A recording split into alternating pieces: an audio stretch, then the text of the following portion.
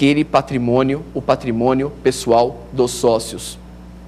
E nem poderia ser diferente, porque se essa espécie societária é uma espécie de sociedade que está fora dos ditames legais, e se o legislador trouxe regras para punir essa espécie ou aqueles que estão envolvidos nesta sociedade, é lógico que a responsabilidade alcançará os sócios. Não há que colocar o benefício de afastar os sócios da responsabilidade. Além do que, essa sociedade nem sequer possui autonomia do seu patrimônio, já que não está constituída nos órgãos de registro, não adquirindo em nenhum momento personalidade. Então, primeiro responderá o patrimônio especial, depois responde o patrimônio dos sócios. E digo mais, o artigo 990 do Código Civil é nesse sentido. É nesse sentido, o artigo 990, que se cumula com o artigo 1024 para demonstrar que existe sim essa ilimitação e essa subsidiariedade. E aí, completa o dispositivo, que o sócio que contrata pela sociedade, o sócio contratante, aquele que se relaciona com o terceiro no cumprimento das obrigações, não tem este benefício de ordem. Bom, combinamos que o patrimônio especial responde primeiramente, depois responderiam os sócios. Não. O sócio que contrata pela sociedade responderá diretamente, de forma conjunta e de forma solidária com o próprio patrimônio especial. Aí sim temos o real sentido daquilo que é a responsabilidade dos sócios de uma sociedade em comum. E podemos concluir que, então, o patrimônio especial, juntamente com o patrimônio pessoal do sócio contratante, responde primeiramente, de maneira conjunta, de maneira direta, de maneira solidária. E aí, subsidiariamente, portanto, mantendo o benefício de ordem, responde o patrimônio do sócio que não contratou pela sociedade. O exame de ordem já questionou a esse respeito, inclusive em provas de segunda fase, quando coloca uma sociedade em comum em que um dos sócios contratou diretamente com um atacadista. O sócio que contratou mais o patrimônio especial da sociedade em comum respondem primeiramente. E aí, somente em seguida a isso é que responde o patrimônio do sócio que não contrata pela sociedade.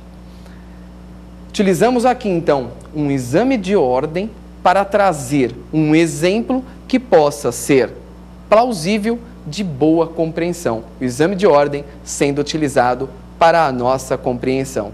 E é exatamente isso que fazemos quando olhamos para esse exame. Nós temos que utilizá-lo para a nossa preparação, de maneira de alcançar aquele que é o seu melhor desempenho para o seu projeto de aprovação, que nesse caso é também o seu projeto de vida. Falado aí do benefício de ordem, portanto, da responsabilidade solidária e da responsabilidade ilimitada, vamos conversar agora a respeito da prova da existência desta sociedade, da prova da existência da sociedade em comum. Não pode ser, de fácil modo, efetivar a prova desta sociedade em juízo, em vista, é claro, de uma demanda judicial, já que essa sociedade não registra os seus atos constitutivos no órgão competente.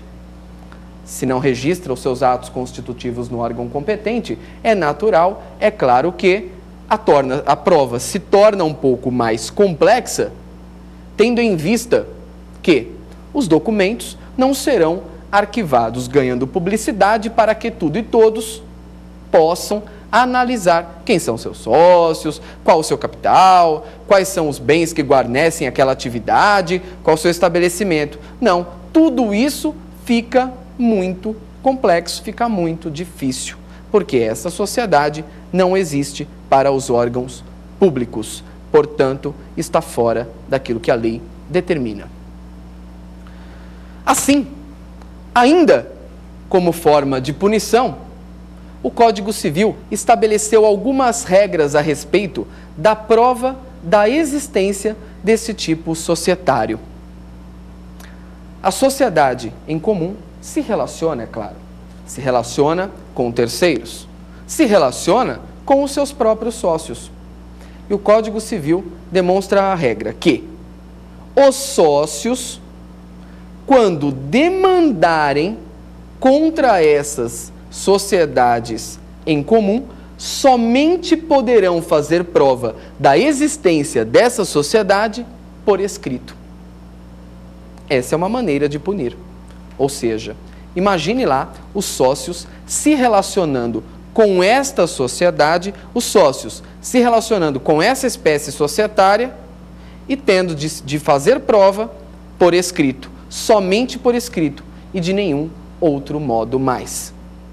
Essa dificuldade existe justamente em vista do que já consideramos como regra de punição contida no Código Civil. Quais seriam as situações em que os sócios se relacionam com a sociedade? Vamos imaginar que a sociedade tenha por bem demandar contra os sócios, buscando exigir que esses sócios integralizem a sua parte no capital social. Então, nós temos uma situação em que a causa de pedir tem como plano central a própria existência da sociedade. Então, a sociedade apenas poderá demandar contra esses sócios e pedir a integralização se fizer prova por escrito. E como seria a relação desta sociedade para com os terceiros? Os terceiros podem provar em relação a essa sociedade de qualquer modo, não necessariamente de maneira escrita. Então, isso visa resguardar aqueles que são os terceiros de boa-fé. Podem provar a existência da sociedade nas demandas em que ajuizarem ações contra esta sociedade, do modo que assim desejarem. Tá. Talvez venha a seguinte pergunta. Talvez você questione o seguinte.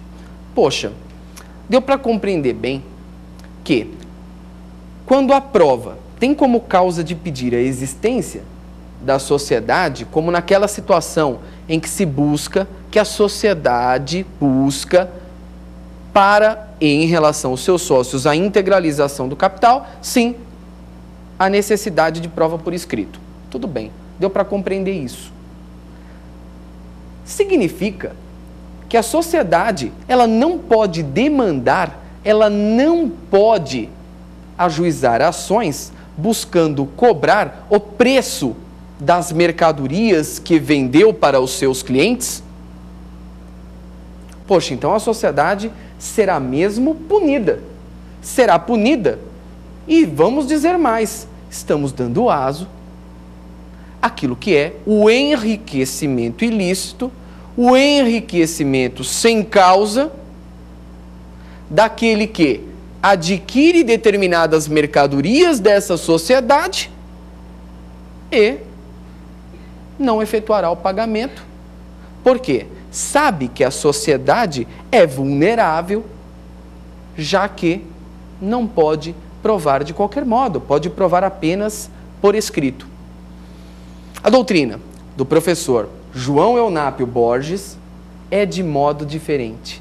Raciocina esse conteúdo por outro modo. A doutrina do professor João Eunápio Borges, e com ele estamos, vai dizer o seguinte: nas situações em que a causa de pedir for a prova da existência da sociedade, como no exemplo em que colocamos a necessidade da sociedade chamar os sócios para integralizar o seu capital, aí sim nós estamos por tratar, nós estamos por falar da única hipótese de se utilizar de prova escrita. Nas situações em que a causa de pedir outra ou é como é o caso da causa de pedir